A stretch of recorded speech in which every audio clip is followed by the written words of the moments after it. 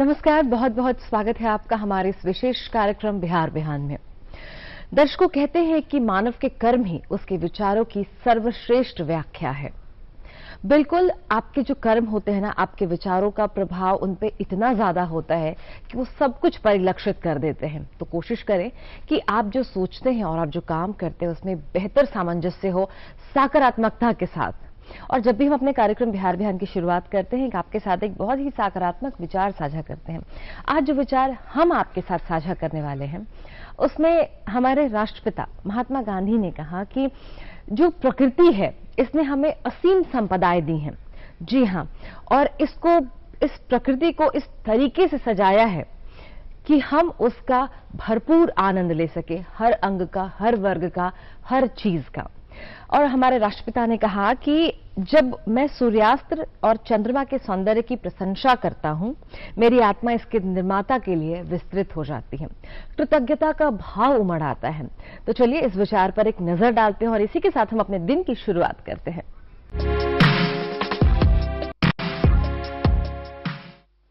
महात्मा गांधी ने कहा था, जब मैं सूर्यास्त और चंद्रमा के सौंदर्य की प्रशंसा करता हूं, मेरी आत्मा उसके निर्माता के पूजा के लिए विस्तृत हो उठती है।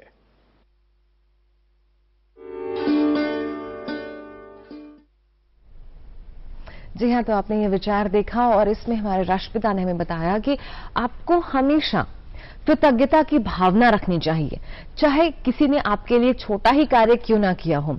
इससे उसके मन में आपके प्रति सम्मान बढ़ता है और एक दूसरे में जिम्मेदारी की भावना उत्पन्न होती है। तो कृतज्ञता आप अपने आसपास के लोगों के लिए जब भी जरूरत महसूस हो जरूर व्यक्त करें।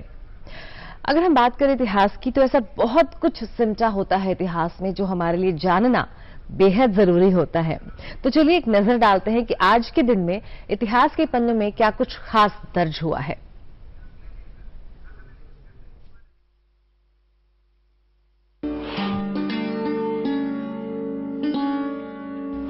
देश और दुनिया के इतिहास में 12 जून के दिन कई घटनाएं हुई। नेपोलियन बोनापार्ट ने 12 जून 1812 को रूस पर हमला किया। फ्रांस ने 1830 में आज ही के दिन अल्जीरिया के उपनिवेशीकरण की प्रक्रिया शुरू की थी। जनरल एमिलियो ओगिनाल्डो ने 12 जून 1898 को स्पेन से पुर्तगाल के स्वतंत्रता की घोषणा की। ब्राजील ने आज ही के दिन वर्ष 1926 में लीग ऑफ नेशंस से बाहर आने का फैसला किया। तत्कालीन सोवियत संघ ने 12 जून 1952 को जापान के साथ शांति संधि को अवैध घोषित किया। दक्षिण अफ्रीका में 12 जून 1964 को रंग भेद के खिलाफ आंदोलन करने वाले नेता नेल्सन मंडेला को उम्र कैद की सजा सुनाई गई। मशहूर भरतनाट्यम नर्तकी और अभिनेत्री पद्मिनी का जन्म आज ही के दिन वर्ष 1932 में हुआ। महात्मा गांधी की जीवनी के लेखक श्री डीजी तेंदुलकर का निधन आज ही के दिन साल 1972 में हुआ। तो आपने जाना कि इतिहास के पन्नों में क्या कुछ दर्ज था आज की तारीख में। और आगे बढ़े हम आपको तो बता दें कि आज एक बहुत ही खास दिन है, एक ऐसा विशेष दिन है जिसके बारे में गंभीरता से बात करने की जरूरत है उस मुद्दे पर, ताकि हम एक बहुत बड़ा बदलाव स्थापित कर सकें, एक बदलाव ला सकें। जी हां, आज है विश्व बाल श्रम निषेध दिवस। एक ऐसा दिन है, अमूमन जब हम सड़कों से गुजर रहे होते हैं या हम कहीं जा रहे होते हैं, तो अक्सर हम सड़क किनारे जो ढाबे होते हैं या ऐसे जो कई शॉप्स होते हैं, जहां दुकानें होती हैं, वहां हम बच्चों को काम करते देखते हैं। मन उस वक्त बहुत विचलित हो जाता है, इसलिए क्योंकि उन बच्चों की जो उम्र है वो पढ़ने की है, खेलने की है और अपना जीवन उन्मुक्त होकर जीने की है। लेकिन परिस्थितियां ऐसी उत्पन्न होती हैं शायद उनके आसपास, जिसकी वजह से उन्हें बाल श्रम में जाना पड़ता है। और इसी बात की गंभीरता को समझते हुए विश्व बाल श्रम निषेध दिवस मनाने की कल्पना की गई। इस बात को समझा गया और लोगों को समझाया गया, जो बच्चे हैं उनके जो बेसिक अधिकार हैं, जिससे हम बेसिक जो उनके अधिकार हैं उसके लिए बात करने की बहुत ज्यादा गंभीरता से जरूरत है। और इस बात को ध्यान में रखकर आज के दिन को मनाया जाता है और हर साल का एक थीम होता है, ताकि हम लोगों को अलग अलग प्लेटफॉर्म से, अलग अलग माध्यम से बता सकें कि बच्चों की जो नैतिक अधिकार हैं वो है पढ़ना, स्वास्थ्य और खाने का अधिकार है। जी हाँ, और इसी को बात में ध्यान में रख करके पूरे विश्व में अलग अलग प्लेटफॉर्म्स पे अलग अलग कार्यक्रम के जरिए, अलग अलग सेमिनार्स के जरिए लोगों को इसके बारे में बताया जाएगा कि क्यों जरूरी है कि बच्चे स्कूल तक जाएं, बच्चों को स्वास्थ्य की सुविधाएं मुहैया की जाएं, क्योंकि वो हमारे आने वाले भविष्य हैं। जी हाँ,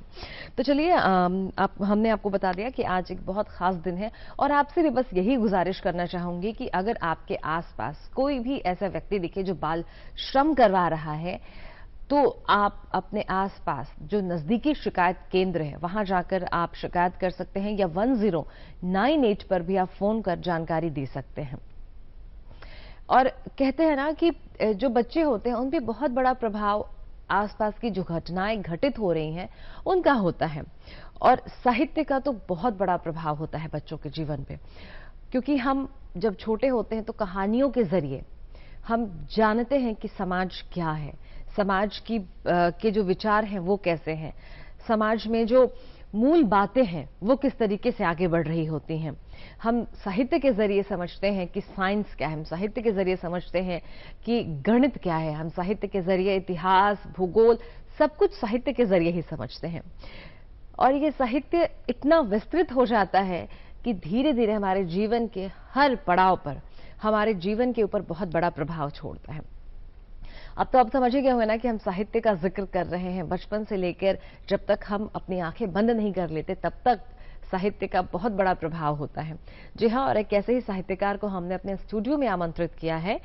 आप हैं श्रीमती स्मिता वाजपेयी जी। आप कई साहित्य महोत्सव में आपने अपनी कविता पाठ किया है और जो श्रोता थे उनकी प्रशंसा आपने अपनी झोली में बटोरी है। आपने बहुत ऐसी रचनाएं की हैं जो लोगों ने उसकी बहुत दिल खोल कर प्रशंसा की है। आपका हमारे स्टूडियो में बहुत बहुत स्वागत है स्मिता जी। धन्यवाद। अब जिक्र कर रहे थे कि साहित्य का बहुत बड़ा प्रभाव होता है किसी की भी जीवन में। अगर हम भारत के इतिहास की बात करें, हम विश्व इतिहास की बात करें, तो जो बड़े बड़े रेवोल्यूशंस हुए हैं, जो बड़े बड़े परिवर्तन हुए हैं, वो कहीं ना कहीं उसकी जनक साहित्य ही रहा है, उसका जनक साहित्य ही रहा है। साहित्य और समाज, हम आपसे जानना चाहेंगे। देखिए, साहित्य में तो वही बातें आती हैं जो समाज में हो रही होती हैं, हम वही लिखते हैं। या जो भी संवेदनशील है, जो बहुत संवेदनशीलता के साथ एक एक घटना को देखता है, प्रकृति को देखता है, फूलों को खिलते और फूलों को झड़ते देखता है, उससे कोई संदेश लेता है, बिल्कुल वही बातें साहित्य में होती हैं। लेकिन जब हम कहानी लिखते हैं, जब हम कविता लिखते हैं या नाटक लिखते हैं या कुछ भी साहित्यिक रचना करते हैं, तो उसमें हम समाज को लेते तो हैं, लेकिन हम आधी हकीकत आधा फसाना लिखते हैं। हकीकत जो होती है वो बड़ी तल्ख होती है, बर्दाश्त करने लायक नहीं होती है। अभी आज जैसे कि बाल श्रम दिवस के ऊपर आप बात कर रही थी, तो हम वो लिखते हैं जो आधी हकीकत है और उसको आधे फसाने को आधी हकीकत के रंग में लपेट कर लिखते हैं कि जो आज नहीं है, जो हम चाहते हैं, जो हमारी इच्छा है, वो कल को घटित हो, वैसा हो। जैसे कि प्रेमचंद हैं, उनका नाम कोई ऐसा नहीं है जो साहित्य को नहीं भी जानता हो, जरा सा भी पढ़ा हो, वो ना जाने प्रेमचंद को। उनकी एक कहानी है ठाकुर का कुआं। आज हम उस पर बात करते हैं कि अच्छा, उस वक्त ऐसा था, उस वक्त ऐसा समाज था। उन्होंने आधी हकीकत लिखी ये कि हाँ, ठाकुर के कुएं पे बहुत सारी खास जाति को जाने का अधिकार नहीं था। नहीं, बिल्कुल बहुत बहुत सही बात है, क्योंकि जो हम समाज में अपने आसपास देखते हैं समय के हिसाब से वो परिलक्षित होता है साहित्य में। अगर हम बात करें अभी के समय की बात करें, तो सोशल मीडिया ने एक बहुत बड़ा प्लेटफॉर्म दिया है। मन की बात, अपने हर व्यक्ति के मन की बात को एक माध्यम प्रदान किया, एक प्लेटफॉर्म दिया है। किताबें जो हैं, कहते थे कि अगर आपको पढ़ना होता है तो हम किताबों की तरफ रुख करते थे, ढूंढ कर किताबें लाते थे, आस पड़ोस से लोगों से मांग कर किताबें लाते थे। लेकिन अब ये सब चीज डिजिटलाइज हो गया, सोशल मीडिया है, वहां हम पढ़ सकते हैं, डिजिटल बुक्स अवेलेबल हो गए हैं, उनके माध्यम से हम पढ़ते हैं। इनका कितना प्रभाव पड़ा है? किताबें बहुत जरूरी हैं मेरी नजर से।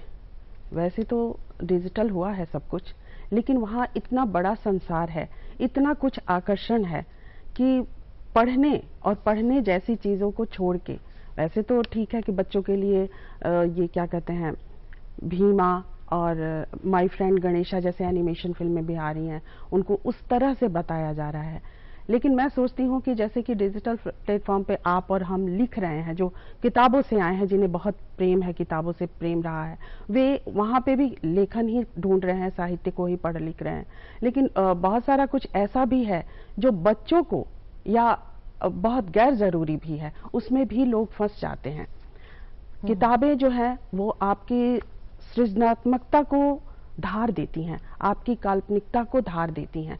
वहाँ जो डिजिटल प्लेटफॉर्म है, ज्यादातर जो वीडियोस होते हैं उसमें बच्चों की और हमारी भी कल्पना एक बहुत ही सीमित कर दिया जाता है उसे।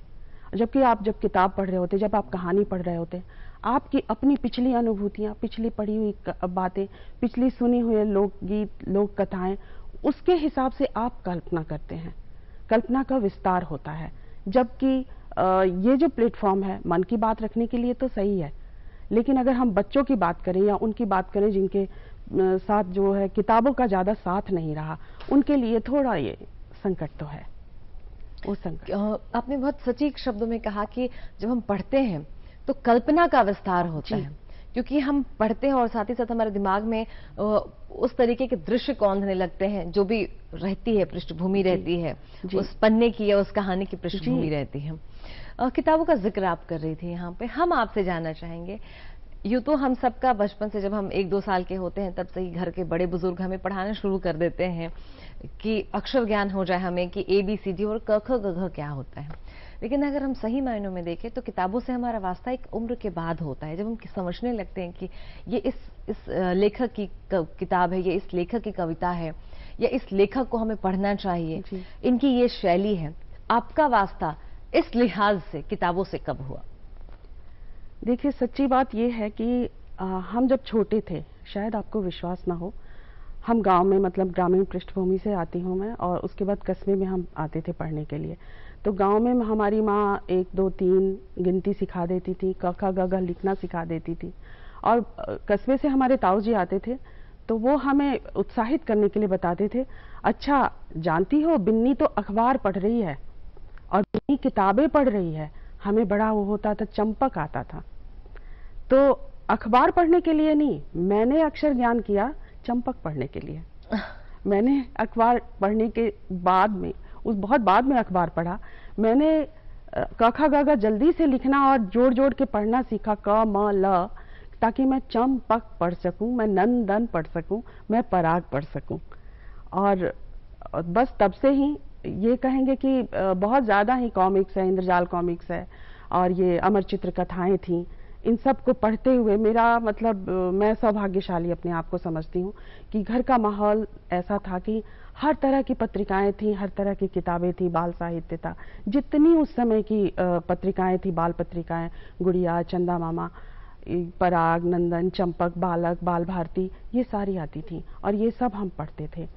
बाद में जब मैंने महाभारत पढ़ा तो मैंने देखा कि अरे मुझे तो बहुत सारी कहानियां पता है, और वो किससे, वो गुड़िया और चंदा मामा से पता थी। और बाकी हमारी पीढ़ी में हमारी दादी, हमारे बाबा, जो दादाजी जिसे कहते हैं, वो लोग कहानियां सुनाते ही थे, परियों की कहानियां, वो हम नंदन में भी पढ़ते थे, राजा रानी की कहानियां, वो भी हम नंदन में पढ़ते थे। नंदन में एक सीरीज आता था विश्व की महान कृतियां, उसमें हम विदेशी साहित्य का सबसे श्रेष्ठ कहानी जो है वो हम पढ़ते थे। उससे हमने जाना, हमने बाद में कोर्स में पढ़ा स्नो वाइट और ये गुलिवर की कहानी, बाद में पढ़ा, हमारे कोर्स में भी लगा, 6th-7th में लगा होगा इंग्लिश स्टोरी टेल में, लेकिन हमने इसे पढ़ लिया था पहले ही नंदन से। गुड़िया चंदा मामा से हमने महाभारत की कहानियां पढ़ी, हम रामायण पढ़ते थे, गीता प्रेस की चुलबुली कहानियां, ये सब हमें पढ़ाया जाता था। तो हमारे ऊपर इसका बहुत प्रभाव रहा। मैं ये कहूंगी कि शायद संवेदनशीलता का स्तर जो बहुत ज्यादा हो गया, जिसे आज के समय में कहते हैं कि प्रैक्टिकल नहीं है, पिछड़ा है ये आदमी, इतना सोचता है, ऐसे कोई थोड़ी ना सोचता है, ये तो चलता रहता है। लेकिन वहां अगर मैं ठहर जाती हूँ, कोई दृश्य, कोई बात, कोई भाव मुझे रोक लेता है, तो उन सब में किताबों का ही योगदान है, क्योंकि मैंने बहुत किताबें पढ़ी, बहुत पत्रिकाएं पढ़ी और उन सब का बहुत ज्यादा प्रभाव रहा। हम अपने कोर्स के कविताओं के अलावा नंदन चंपक के भी कविताएं रट लेते थे झूम झूम के। उसको भी पढ़ते थे। गोलू के मामा आए, सब देख रहे मोबाइल, गोलू के मामा आए, ये सब हमारा कौतुक होता था और हमें इसमें बहुत मजा आता था। बिल्कुल। और मुझे लगता है कि उस वक्त के बच्चे जो थे, जो अंतराक्षरी खेलने की जो परंपरा रहती थी, वो कविताओं, मतलब कविताओं के जरिए खेला जाता था। फिल्मी गीत या बाकी जो गीत नहीं होते थे, दोहे पढ़े जाते थे। दोहे पढ़े जाते थे। और एक बहुत अच्छी परंपरा थी जिससे आपको दोहे के माध्यम से आपको सामाजिक ज्ञान भी प्राप्त हो रहा था। आप बहुत सारी ऐसी जो दार्शनिक बातें हैं, आपको आराम से उन कविताओं के माध्यम से, उन दोहे के माध्यम से आराम से आप दार्शनिक बातें समझ रहे थे। और इसका बहुत बड़ा प्रभाव आपके स्वास्थ्य पे भी होता है, क्योंकि आपके विचार जितने अच्छे होते हैं, आपके शरीर में वो स्फूर्ति नजर आती है। बिल्कुल, वो स्फूर्ति नजर आती है। और अगर हम बात करें यहाँ पे स्मिता जी स्फूर्ति की, तो सुबह सुबह योग करने से जो स्फूर्ति आती है, उसकी चमक पूरे दिन हमारे चेहरे पर साफ साफ दिखाई देती है। और आप तो जानते हैं ना दर्शकों कि हम आपके स्वास्थ्य का भी उतना ही ज्यादा ख्याल रखते हैं। बहरहाल हमारी बातचीत हमारे मेहमान से यूं ही जारी रहेगी, लेकिन इसी बीच हम देखते हैं हमारा जो हेल्थ सेगमेंट है योग बिहान, उसमें देखते हैं कि कैसे वक्रासन कैसे करना है और उसके क्या क्या फायदे हैं। तो चलिए देखते हैं।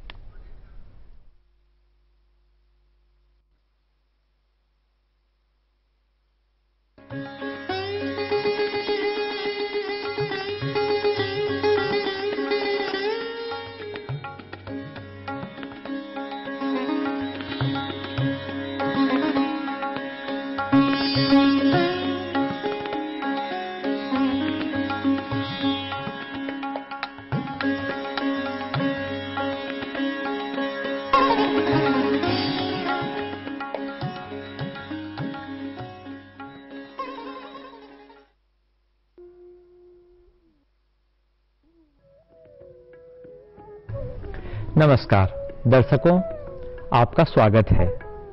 आज हम कुछ आसनों के बारे में बताएंगे जिनके अभ्यास से आपको सामान्य स्वास्थ्य लाभ तो मिलेंगे ही, विशेषकर मोटापा में, ओबेसिटी में यह बहुत ही लाभकारी है। इसे प्रदर्शित करके बताएंगे हमारे दो साधक राजमणि और जगजीत। आइए, सबसे पहले जिस आसन के बारे में मैं बताना जा रहा हूं वो है गत्यात्मक मेरु वक्रासन। सामान्य स्थिति में आ जाएं। अब शुरू करें। दाहिने हाथ से बाएं पैर के अंगूठे को छूने का प्रयास करना है।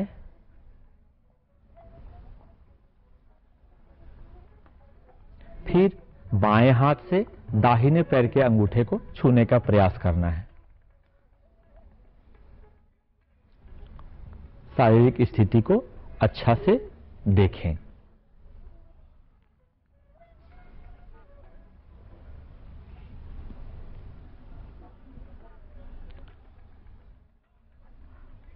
उदर प्रदेश की जो भी उपचारात्मक एनर्जी है, ऊर्जा है, वह सक्रिय होती है।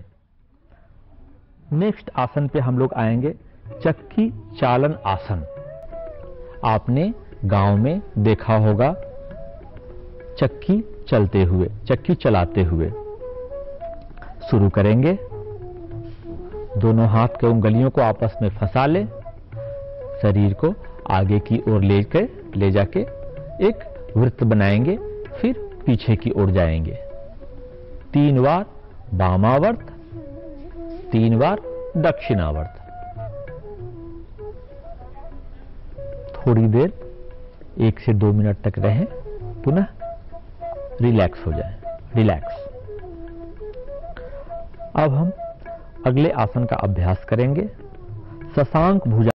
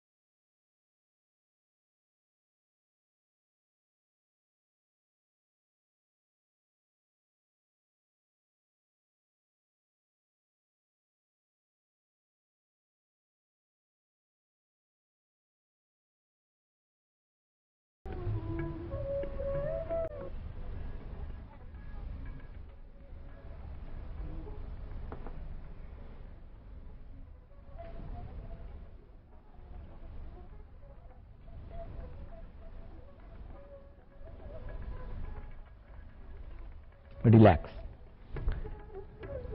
इस तरह इन आसनों की श्रृंखला यहां पूरी होती है। पुनः मैं अपनी बात को दोहराऊंगा कि योगाभ्यास से आपको सामान्य स्वास्थ्य तो मिलता ही है, साथ साथ आपको मन की शांति भी मिलती है और आत्मिक रूप से भी आप उच्च लक्ष्य के लिए तैयार होते हैं। धन्यवाद।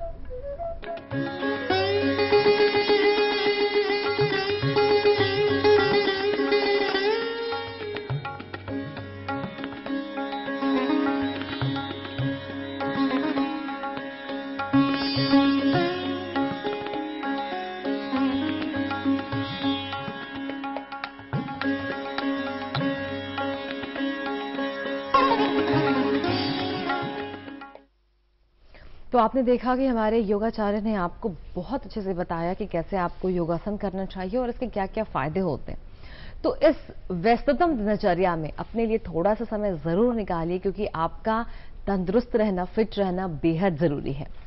इसी बीच हमारे स्टूडियो में हमारी जो मेहमान हैं श्रीमती स्मिता वाजपेयी जी मौजूद हैं। उनसे हम बातचीत कर रहे थे, किताबों की दुनिया का जिक्र कर रहे थे, बाल साहित्य का जिक्र कर रहे थे। बच्चों के मन पर साहित्य का बहुत बड़ा प्रभाव होता है। कोशिश करें बच्चों को हमेशा ऐसा साहित्य पढ़ाएं जिससे वो समाज का एक बेहतर चित्र देखें, प्रकृति का एक बेहतर चित्र देखें, उनके अंदर समझ विकसित हो। स्मिता जी, आप जिक्र कर रही थी किताबों का, किताबों की दुनिया से आपका वास्ता कैसे हुआ? तो जब आप बहुत बेहतरीन पढ़ते हैं तो जाहिर तौर पर आपके मन में जो आपकी जो सृजनात्मकता होती है वो भी और बेहतर हो जाती है। जी बिल्कुल। आपने ये लिखने का सिलसिला कब से शुरू किया? हाँ, ये तो ठीक नहीं कहा जा सकता कि लिखने का सिलसिला कब से शुरू किया। हमारे समय में चिट्ठियां लिखते थे एक दूसरे को, तो चिट्ठियों में लिखते थे, तो जो मैंने पढ़ा है, शेरो शायरी भी अच्छी लगती थी, कविताएं अच्छी लगती थी। बल्कि मैं इसका जिक्र फिर से करना चाहूंगी कि बचपन में पढ़ा था और पाठ्यक्रम में पढ़ा था, वीर तुम बढ़े चलो, धीर तुम बढ़े चलो, सामने पहाड़ हो, सिंह की दहाड़ हो, तुम मगर रुको नहीं, तुम मगर झुको नहीं।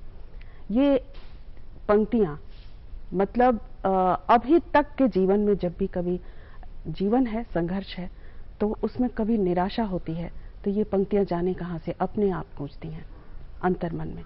साहित्य का तो ये प्रभाव है और हम फिर से नई स्फूर्ति और नए विश्वास, नए ऊर्जा के साथ हम फिर अपने काम में लग जाते हैं कि नहीं, हार नहीं मानना, जीवन है। और रही बात लिखने की, तो चिट्ठियों में हमारे बड़े कहते थे तुम लिखा करो, तुम अच्छा लिखती हो, ऐसा कहते थे, पर मुझे ऐसा कुछ लगता नहीं था। पर 90s की बात है, जब मैं छोटी नहीं थी, मैं उस समय BA में थी, लेकिन एक पत्रिका आ रही थी राजस्थान प्रकाशन से, बाल हंस। तो सबसे पहले अगर मैं कहूँ कि मेरी कोई रचना प्रकाशित हुई तो वो बाल हंस में हुई, और वो थी छोटी पाखी टुनटुनी। मैंने अपना संस्मरण भेजा था अपना ही बचपन का, और मैं फिर से बताऊंगी, पढ़ने की ललक इतनी ज्यादा थी मुझ में, पहाड़े मुझे याद नहीं होते थे। माँ ने बिठा रखा था रसोई के दरवाजे पे कि भाई पहाड़े आज याद करके सुनाओ, नहीं तो आज तो सजा मिलेगी। एक डंडी भी रखी हुई थी। और मैंने क्या किया था कि भाई रात को, शाम को पापा लेके आए थे चंपक मैंने अपने स्कर्ट के और अपने उसके टॉप के नीचे डाल के और चुपचाप बैठी हुई थी कि जैसे ही माँ रसोई में जाएगी मैं भाग लूंगी। मैं चंपक रख के और मैं भाग गई थी, और एक छोटा सा शरीफे का पेड़ था, उस पेड़ पे बैठ के मैं चंपक पढ़ रही थी ताकि मुझे कोई ना ढूंढ सके। मुझे ढूंढा गया मगर मैं मिली नहीं, इतना दिमाग था मेरे पास। तो और उसके बाद फिर एक सांप आया जब मैं नीचे उतरने को हुई, और सांप यूं करके चढ़ने लगा, और मेरी क्या हालत हुई, उसी को मैंने लिखा था। और बालहंस में वो सबसे पहले मेरी प्रकाशित रचना थी, छोटी पाखी टुनटुनी। और उसके बाद उस समय आरोग्य संजीवनी जैसी पत्रिका भी आती थी, उसमें विचार आमंत्रित किए गए थे, तो छोटे छोटे विचार भी मैं लिखने लगी और प्रकाशित होने लगी। कादम्बिनी में मेरी कविताएं प्रकाशित हुई। फिर उसके बाद शादी हुई। शादी के बाद एक लंबा ब्रेक हो गया, क्योंकि किताबों ने ही और हमारे आसपास ने बताया था कि जो हमारे सामने है सबसे पहले वो कर्म करना है। तो किताबों से एक तरह से लगभग साथ छूट सा गया। लेकिन फिर उसके बाद मैंने फिर पढ़ना शुरू किया। मैंने अपने, जैसे कि सोशल साइट की बात कर रही थी, तो मैंने अपने उसमें टैगलाइन लिखी है कि जैसे हरिशंकर प्रसाई ने लिखा था कि लिटरेचर ने मारा मुझे। मैंने कहा मेरे पास मतलब मेरी बहुत सारी चीज़ों में मुझे लगा जैसे मैं पिछड़ रही हूँ, जैसे मैं लोगों से बहुत पीछे हो गई हूँ। बहुत सारी इच्छाएं होती हैं, बहुत सारी कल्पनाएं होती हैं दरअसल, और वो बिल्कुल एग्जैक्ट उसी तरह नहीं होती हैं, तो हमें लगता है कि हम हार रहे हैं। तो मैंने लिखा साहित्य ने मारा मुझे, वाकई। लेकिन साहित्य ने ही फिर मुझे पनाह भी दी। मुझे लिखना बहुत अच्छा लगता है। मैं जो भी दिखती हूँ, जो उद्वेलन होता है, जो भाव होता है, मैं बिल्कुल उसी समय बैठ के कोई कविता लिखी, कोई कहानी लिखी, और मुझे बहुत ही सुकून मिलता है। बिल्कुल, कहते हैं मन के भाव को व्यक्त करना सबसे बढ़िया जरिया होता है खुद को शांत करने का, क्योंकि जब आपके भाव आपके बाहर निकल रहे, चाहे वो प्रेम हो, चाहे वो क्रोध हो, वो कोई भी भाव क्यों ना हो। आपने जिक्र किया कि आपके मन में जब भी उद्वेलना होती है, आप कविताएं या कहानियां जो भी भाव आते हैं आप लिख देती हैं। हम चाहेंगे इनमें से कोई अगर एक कविता आपको याद हो तो आप हमें जरूर सुनाएं। पढ़ के सुना सकती हैं? जी बिल्कुल। एक मुझे बहुत बुरा लगता है, मतलब लगता रहा है जब भी हम जाते हैं, जैसे मैं मतलब दिल्ली जैसी जगहों में भी जाती हूँ और मैं देखती हूँ, मेरा हॉस्टल में मैं पढ़ी हूँ, वहाँ पे भी बिहारी शब्द को बड़ा मतलब वैसे करके लेते हैं लोग, एक गाली जैसे, एक उपहास जैसे। वो मुझे पसंद नहीं आया कभी। तो और जो कुछ भी है, एक व्यंग भी है, मैं पढ़ूंगी। महामहिम सुने, महामहिम सुने, इस देश में वे जो बाहरी हैं, भद्दे हैं, भदेस हैं, बेशऊर और फूहड़ भी। टिड्डियों के से झुंड के झुंड लग जाते हैं ट्रेनों में, बसों में, भकभकाते मिट्टी तेल की तरह फैल जाते हैं कारखानों में, फैल जाते हैं फुटपाथ प्लेटफॉर्म में, सुअरों के बाड़े के करीब जो जला लेते हैं चूल्हा, उसीन लेते हैं आलू भात। देर रात गए बजबजाते नाले पर बैठ गाते हैं गीत, जिनकी जगह नहीं कहीं भी नगरों में, और जिनकी वजह से ही है नगर। सब बाहरी हैं, सब बाहरी हैं, दरअसल वे सब बिहारी हैं। मात्रा का फेर है हुजूर, सब दिहाड़ी हैं। दिहाड़ी माने दिन भर का मजदूर, मजबूर से ब हटा लें मजबूर। सरकार इन्हीं के लिए काम करती है, योजनाएं बनती हैं इन्हीं के लिए, फिर भी देखिए ना महामहिम, समाते नहीं ये देश के मानचित्र में, सिमटते नहीं सिर्फ बिहार में। पूरे देश में विकास की इमारत में पानी की जगह अपना खून पसीना मिलाने वाले ये बिहारी विकास और स्वच्छता अभियान के सबसे बड़े गति अवरोधक हैं। ये बिहारी हैं, बाहरी हैं हर सुख सुविधा से। दरअसल मैंने ये कहना चाहा है कि जो भी बाहर है अपने घर परिवार से, वो बिहारी है। बिल्कुल। ये आपने लिखा है यहाँ पे, ये हो सकता है एक कुछ वर्ग ऐसा हो, हाँ, जो ऐसा सोचते हो, लेकिन अब जो दृश्य है वो बहुत ज्यादा बदल रहे हैं, क्योंकि अब जो सरकार के द्वारा योजनाएं चलाई जा रही हैं उनमें हमारे नागरिकों की जो सहभागिता है, या नागरिक उन योजनाओं से जो लाभ ले रहे हैं, उनके आंकड़े जो आंकड़े हैं वो लगातार बढ़ रहे हैं। वो भारत सरकार की योजना हो या बिहार सरकार की योजना हो या अलग अलग राज्यों की योजनाएं हो। अब बिहार में ही, अपने राज्य में ही रोजगार के जो अवसर हैं, वो कई सारे अवसर ऐसे सृजित किए जा रहे हैं, कारखानों के माध्यम से, इंडस्ट्री के माध्यम से, या अलग अलग और भी जो सेक्शंस हैं उनके माध्यम से। अब दृश्य बहुत बदल रहा है। साहित्य, कविताओं के जरिए, रचनाओं के जरिए आपने समाज में आपने जो आसपास देखा उसे पन्नों पर उतारने की कोशिश की, और इसकी प्रशंसा भी आपको बहुत मिली है। समाज पे प्रभाव क्या होता है साहित्य का, हमने इसका जिक्र किया। बच्चों पे क्या प्रभाव पड़ता है, हमने इसका जिक्र किया है। अगर बात करूं एक महिला होने के नाते आपसे, तो जैसा आपने कहा कि शादी के बाद लगभग साहित्य छूट सा गया था, लेकिन फिर आप एक बार आपने साहित्य की तरफ, क्योंकि आपके अंदर वो हमेशा से ललक थी कि मुझे कुछ करना है। कैसे सामंजस्य बिठाती हैं, क्योंकि जब एक लेखक, साहित्यकार जब लिखने बैठता है तो एक के बाद एक मन में विचार आते जाते हैं, उन विचारों को एक सिरे से दूसरे सिरे से जोड़ते हुए एक कहानी या एक रचना जो है वो पूरी हो पाती है। कैसे सामंजस्य बिठाती हैं आप? सच पूछिए तो दिन भर जो स्त्रियों की जिम्मेदारी है वो आपने पढ़ा होगा अहर्निशं सेवामः है, ये स्त्रियों पे भी लागू होती है। तो अगर हमें कुछ रचना है तो सही बात यह है कि एक स्त्री के पास उसकी अपनी बस रात होती है।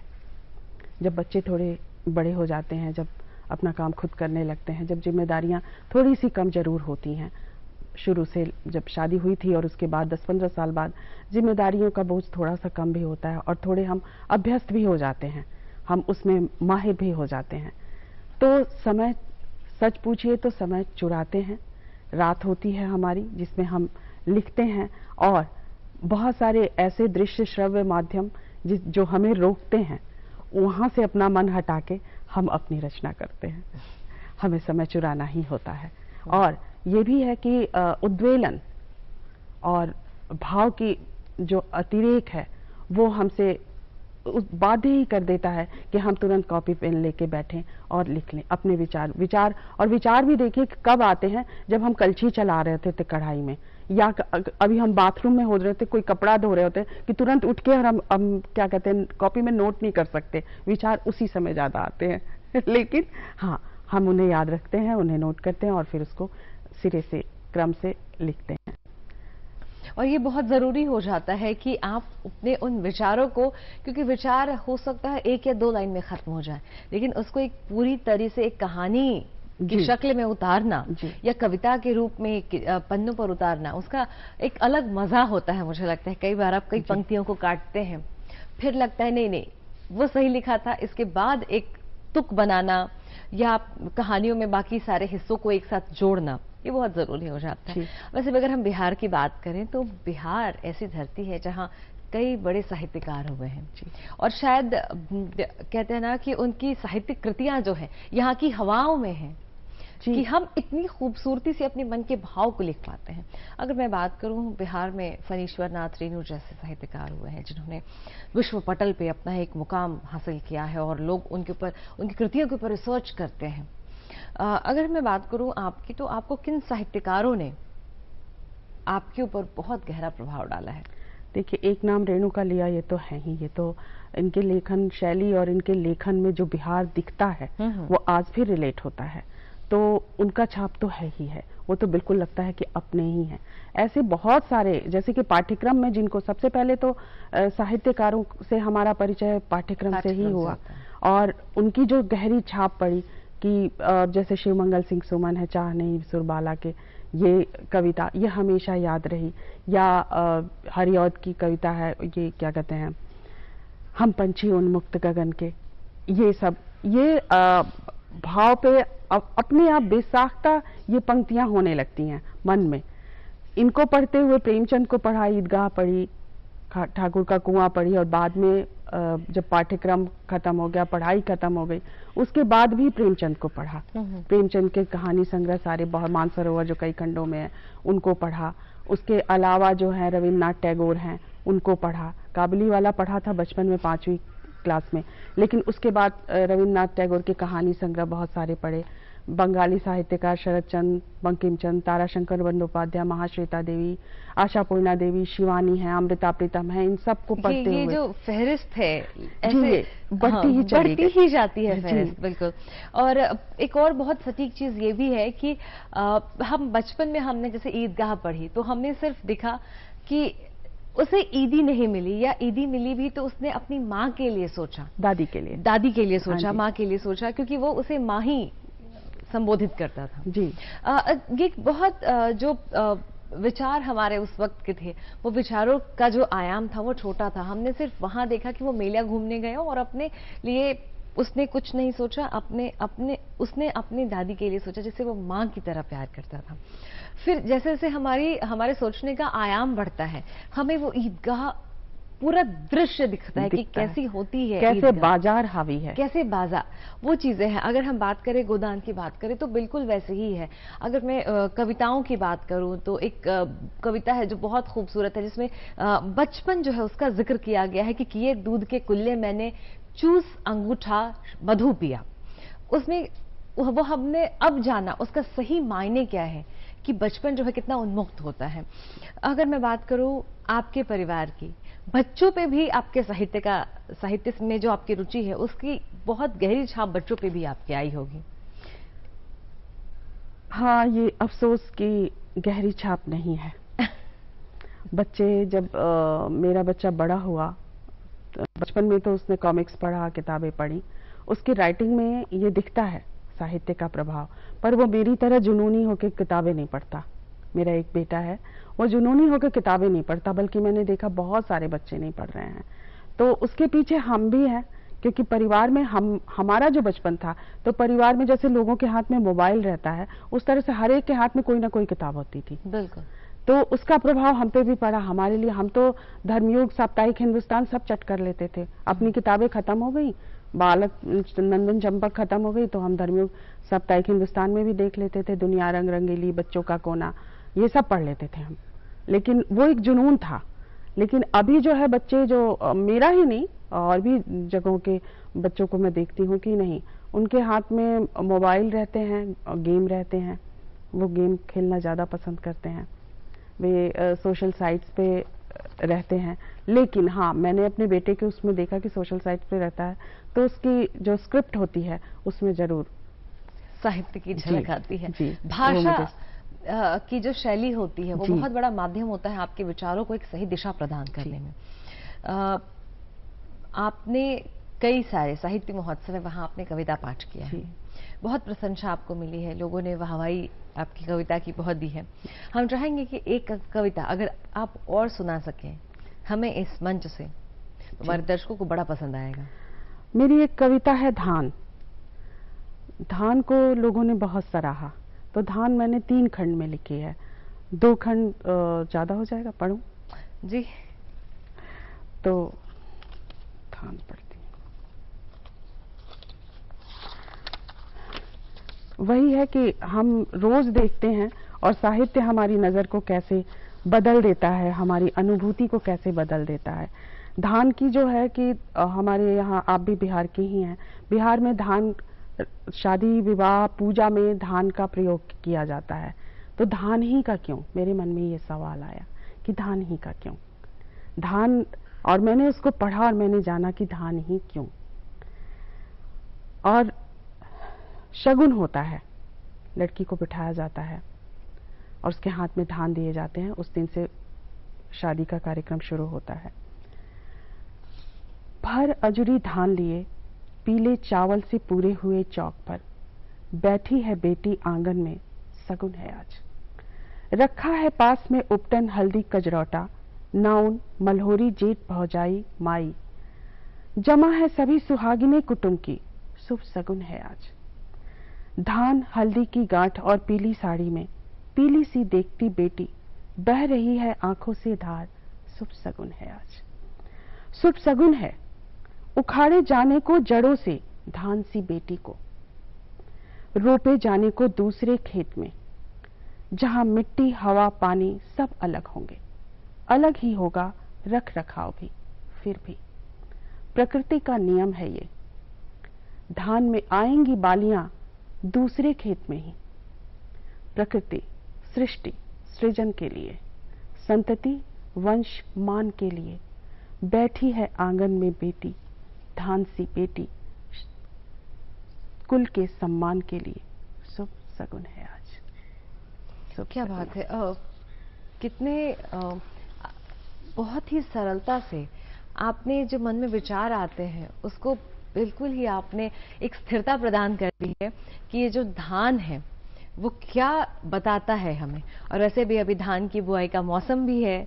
बिल्कुल धान जो है वो सिंबल है, वो संकेत है कि धान जो है उसको रोपा जाता है, एक खेत में बिखेरे जाते हैं दाने, और जब वो बित्ते भर का पौधा होता है उसे जड़ों से नोचकर दूसरे खेत में रखा जाता है, तभी धान में बालियां आती हैं। बिल्कुल। और ये शायद मुझे लगता है कि ये जो परंपरा है कहीं ना कहीं प्रकृति जो है हमें बताती है हर चीज के मायने मतलब बताती है। जी। जो भी जीवन में हमारे संस्कार हैं, हर चीज के मायने मतलब बताती है।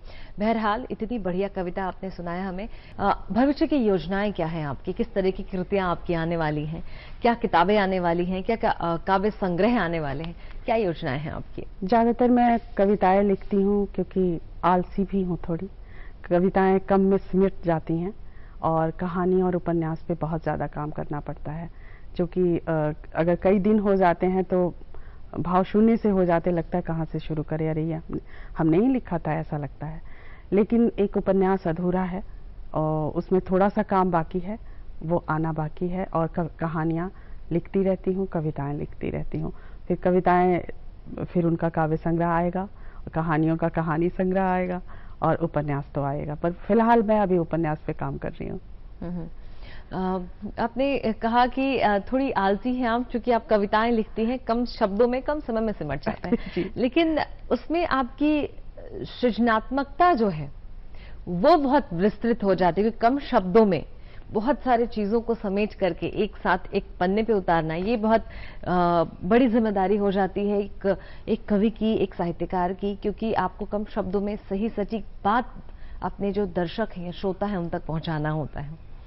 अब इसके इतर कविताएं लिखती हैं, घर संभालती हैं, इसके इतर आप और क्या करना पसंद करती हैं?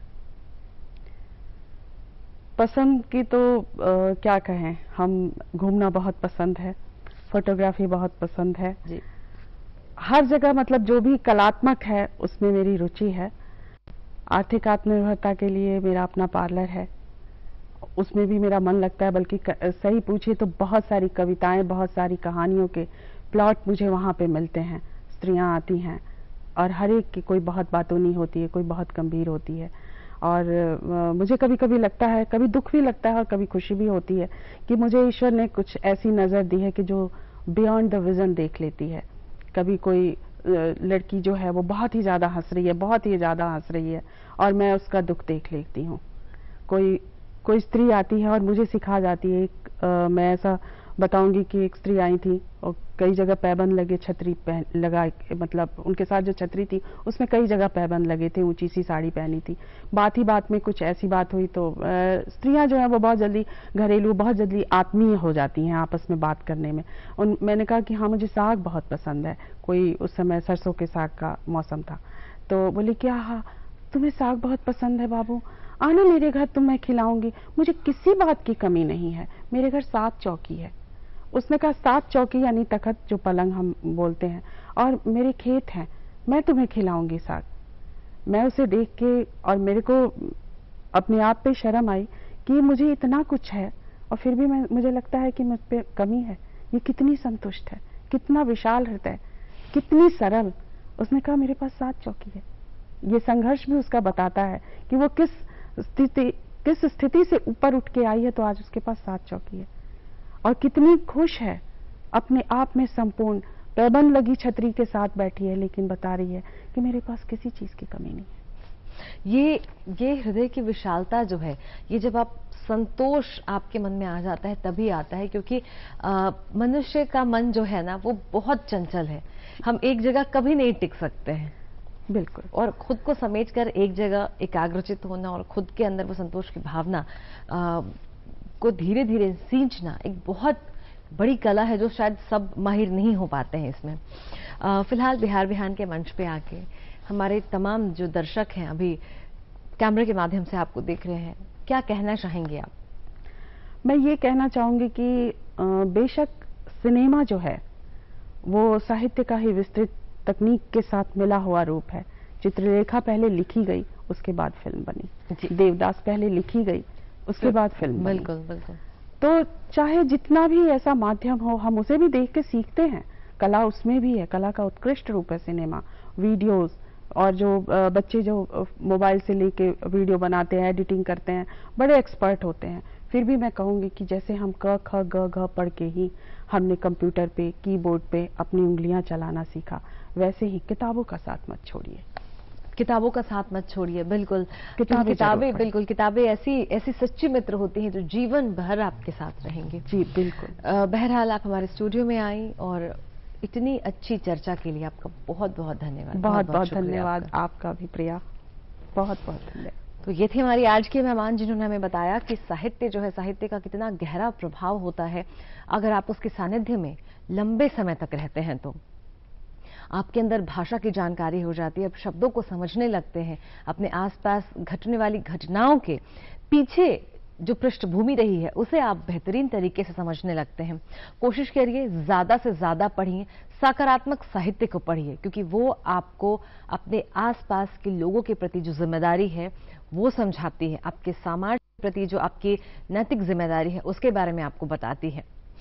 तो हमने दर्शकों आज के मेहमान से बहुत अच्छी चर्चा की है, लेकिन हम चाहते हैं कि आपके जो फीडबैक्स हैं वो हम तक लगातार पहुंचते रहें। तो इसके लिए आपको फटाफट हमारा पता नोट करना होगा। हमारा पता है निदेशक डीडी बिहार, दूरदर्शन केंद्र पटना, फ्रेजर रोड पटना 800001। हमारा ईमेल एड्रेस है director.ddkpatna@gmail.com।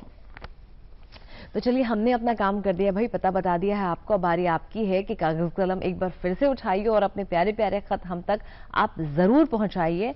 फिलहाल आज के इस बिहार बिहान के अंक में इतना ही, लेकिन आप तो जानते हैं ना कि डीडी बिहार पे कार्यक्रमों का सिलसिला अनवरत है, तो आप बने रहिए डीडी बिहार के साथ। और आज के इस बिहार बिहान के अंक में मुझे यानी प्रिया को दीजिए इजाजत।